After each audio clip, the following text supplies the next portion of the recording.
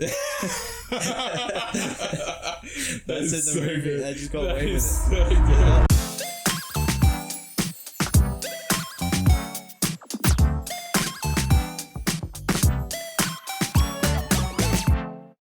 Hello and welcome to another episode of The Breakdown.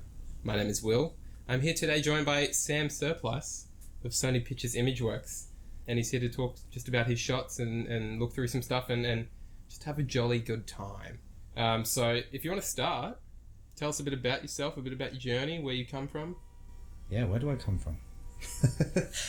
Yeah, so I started animation in the UK, studied at BTEC National in Art and Design. Then I went to Denmark, to Copenhagen, studied at a place called Trumax Academy, but I dropped out of there and decided to use the money that I saved to go freelance for a bit. I got my first animation job at a medical company, first full-time animation job. Then I went to TV, Will Film, on Lego, Lego Star Wars, Lego Ninjago. Nice. And then went to Cyber Games, the game studio that makes Subway Surfers. Oh. Mobile games company, yeah. And that's when I joined Animal Warriors. That's the place I was at for like 3 years. And then I decided, you know what?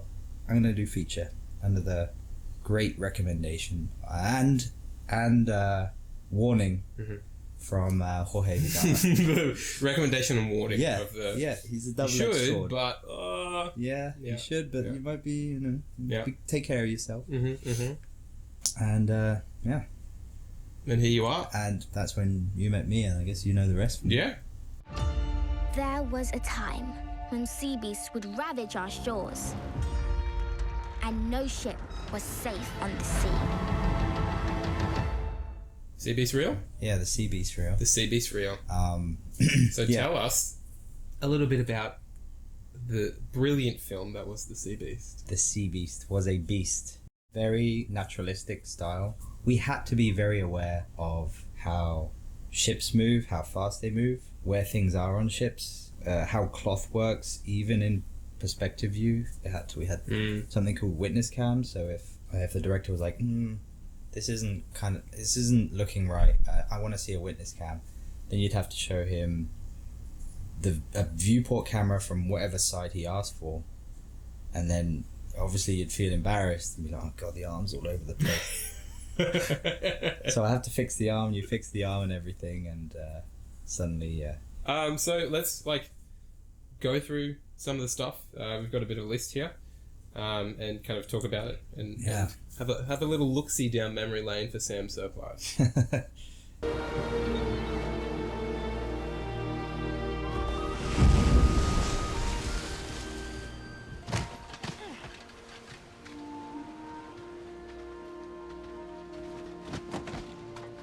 Well, girl, this has been an improbable adventure, and I thank you for all you've done. But Those hands, man. Those hands. How long did you spend on those hands? actually this is probably one of the smoothest ones because they really like my ref, Really? and I just kind of Just copied it? copied the ref. That's awesome. this has been an improbable adventure, and I thank You legit just copied them. That's right. It's literally That's really good ref acting, by the way. Thank you. The shot with them jumping into the sand. Did you find reference for people jumping in this? Like, how do you figure out the physics of that? It had to be like a stutter or an error because it hits the sand and then it compacts so hard that it can hold your weight, depending on the weight of the thing. But that wasn't actually the hardest part. The hardest part was doing the walk on the sand, because this wasn't a flat plane. It was like modeled, Right. like An actual sandy beach. yeah, and it was Yeah. up at an angle. So if you're going into the graph editor and figuring out the foot plants, like y-axis, so I had to go up and up and up. And It looks very good. also the footprints. If you go back and look at the final shot, the footprints had to be correct, and they had to map those to the previous shots. Because that would change the Yeah. layer of the sand. And then adds a at the layer e- of... And then the CFX artists and the effects artists are like, beautiful show. Yeah, easy. Oh man, this is so nice. Yeah. Why can't every show be like that? Yeah. look, Terrence had a really great time. And think so. It sounds like he just sat back and let the sand do its job. There's a button that says make sand sandy, and he pushed it and make the ropes ropey. Yeah. So He's skipping and hopping around the studio. yeah. Yeah. Must be nice, eh? Must be nice, Terrence. Oh, this is me like walking. I think that one was the one they decided to use. You can see my iPad down there, and that recorded it from the front. Right, So, I had, like, so a you're using two... Wow. real life witness cam. That's smart. Um, Never thought about that. That was Kinda- Chad's advice. Wow. Yeah, I had to That's do that. really smart. It was annoying. You could see how tired I was, which actually fed into Helped, yeah. the character. 'Cause he'd been traveling a was long tired. time, and he was like, oh, right. So are all these props stuff that you directly needed, like were these I see like the water bottle with the coat hanger, is that to match exactly what he was carrying? Yeah, he was carrying a lantern. The That's bucket is the bin. smart. The backpack is the sack thing, and Those are the spears. The spear is the Huh. tripod. Yeah. That's cool.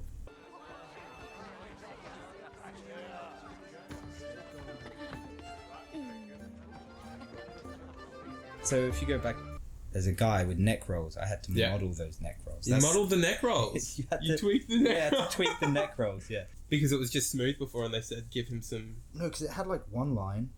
Oh. And they were like, no, we want a bit of a chunkier neck.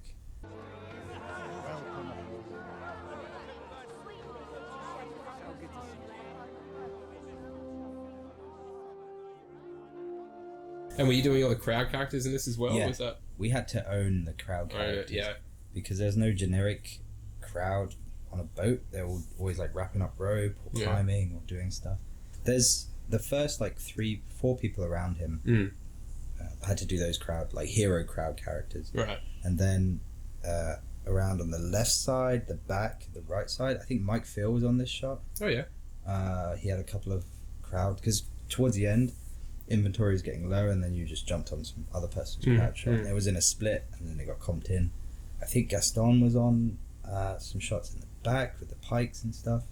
But that was interesting, and this was actually really fun to shoot ref, because I got 4-5 people in Yeah. a room I was the cameraman trying to be like, guys, calm down. So yeah, Manu, you're looking up, and then to the right, don't make him laugh, Eric.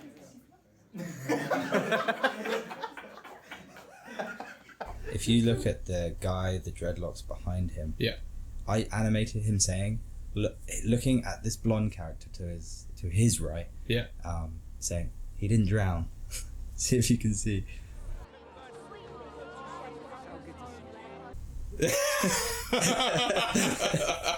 That's in the movie. I just got away with it. So good. Oh look, you didn't drown. Alright. That's cool. That's really cool. I snuck that in. And I thank you for all you've done. But it's time to go home now. Yeah, what's the biggest learning experience you had from this? The biggest thing that you're going to take away and put into the rest of your career? Oh wow. Okay. How not to take notes the same way you took it from a previous Right. director or supervisor. Yeah. Because on this shot, which was omitted, their attitude compared to Alan, right? Alan's quite stoic. Alan Hawkins, Alan our Hawkins. animation director on Hotel Transylvania 4.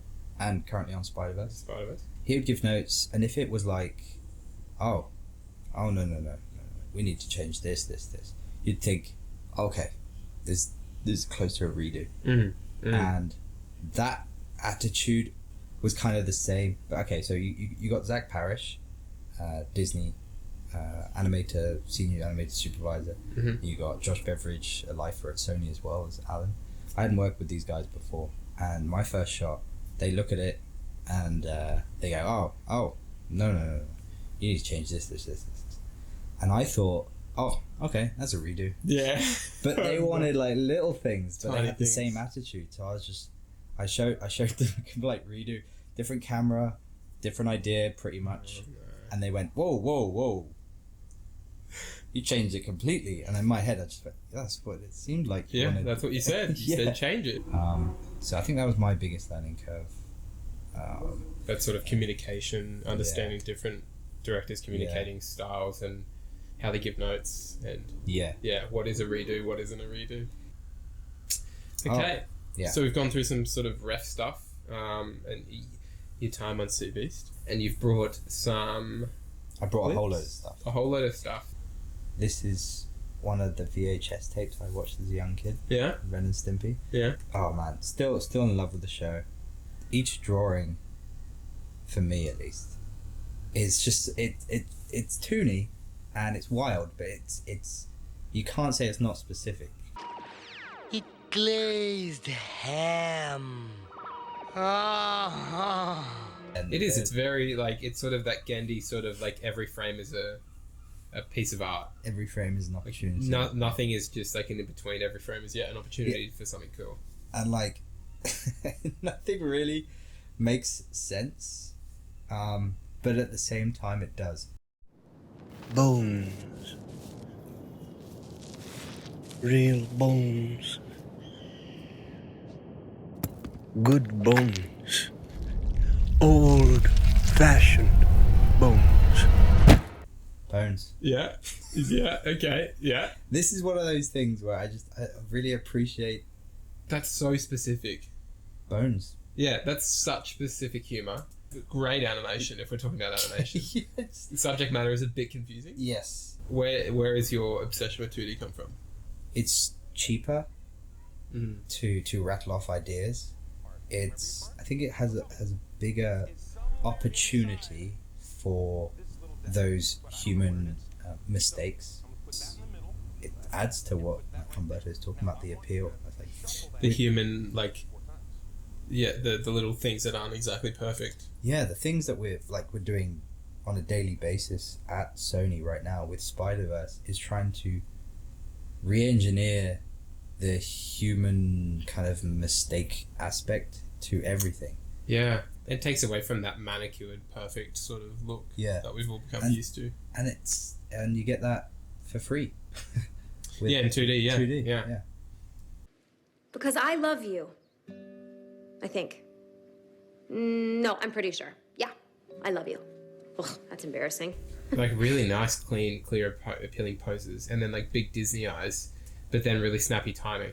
Yeah, like you would never see that sort of snappy timing at Disney. Yeah. But if you stop at a frame, you go, okay, might be a naturalistic performance. And then when you watch it, you're like, oh, there's squashy fleshiness everywhere, and yeah, it's really nice. It's really cool. The more I watch it, yeah. Leaving remarks. Where do you see yourself in 10 years in this industry? I would like to at least start directing in the next. Of any scale, just sort of kind of directing. So moving towards telling stories and creating them and hitting from an overhead perspective. More of a macro level look at storytelling, filmmaking. I'm not saying mastering any and all of those things, just trying it at least. I'd like to even get to the place where you can give it a crack at it. I would say, you'd have to put in a lot of work. On that note, fantastic segue.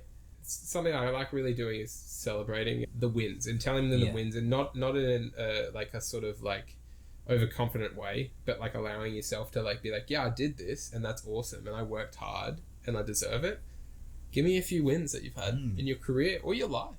I would say the biggest win and the biggest confidence boost was probably with my Black Star shot at Animal Warriors, because I really enjoyed that all of the ideas were 100% mine, and the fact that it was pretty big in terms of what I've done before, and I completed it. Like I completed it to the place that I wanted to, and then I could look at it and go, I can do that, and I'm happy with it. Yeah, which is rare. That's a very rare thing to be proud of work you've done.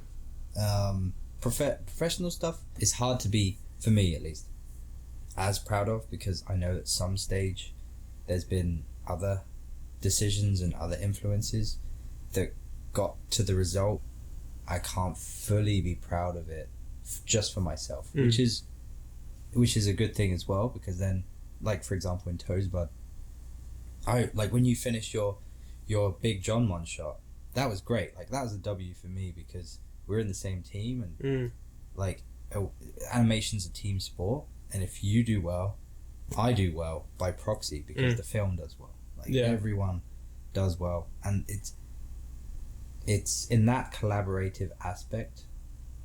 You get a lot of W's. Obviously, it depends on the team, the production. But yeah, I mean, I guess we bookend this with Toesbud. Like every time anyone got their shot finaled, got it through the door, man. If we were in the office, high fives all round. Yeah, definitely. It was a celebration. Yeah.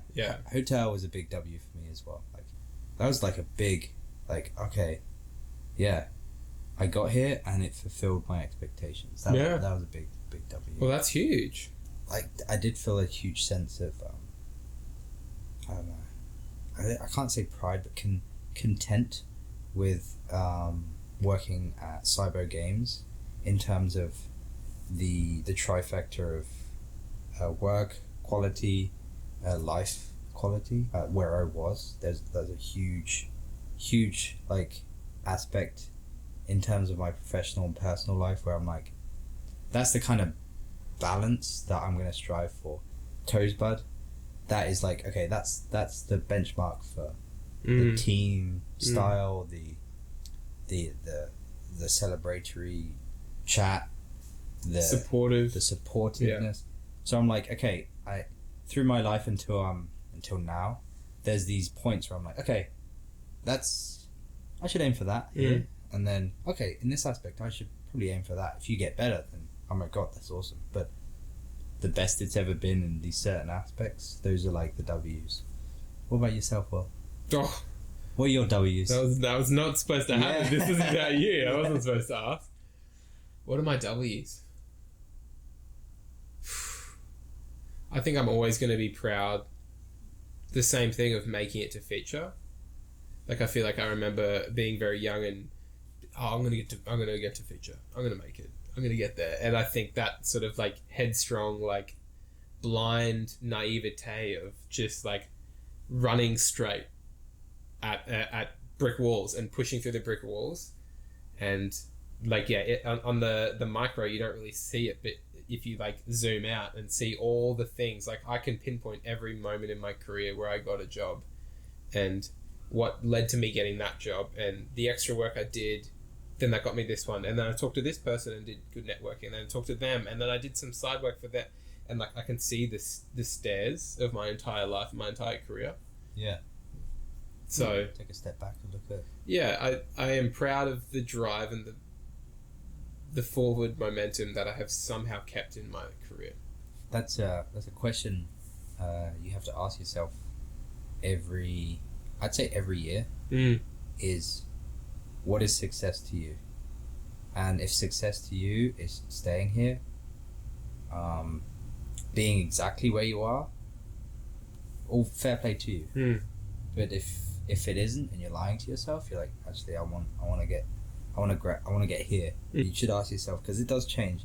When you're 18, success to you is different to when you're 30. Drastically different. Yeah. So drastically ask yourself, what is success to you? Because is it the social media aspect of like, oh, this is the perceived success? Or are you living it? I ask myself that all the time. Is my idea of success and the things that I want in life true to me or perceived from the noise of the outside world? That's what you honestly have to ask yourself, and you will know if you're lying to yourself as well. Yeah. Sam, thank you for coming on. Thank you for having me. Yeah, it was an absolute pleasure. I learned a lot about you that I didn't know, and some extra things, and also confirmed a lot of great things I already knew about you. So I appreciate you coming. Maybe a few questions. Yeah. That you thought, like, okay. Yeah, a little couple. That's why. That's why Sam is who Sam is. Yes. That's a very polite way to put it. Yeah, very polite. Yeah, very polite, man. Yeah. I do my best. I do. Yeah. Okay, well, thank you very much for watching, everyone. I hope this was an enjoyable experience, and I will see you next time when maybe I'm talking to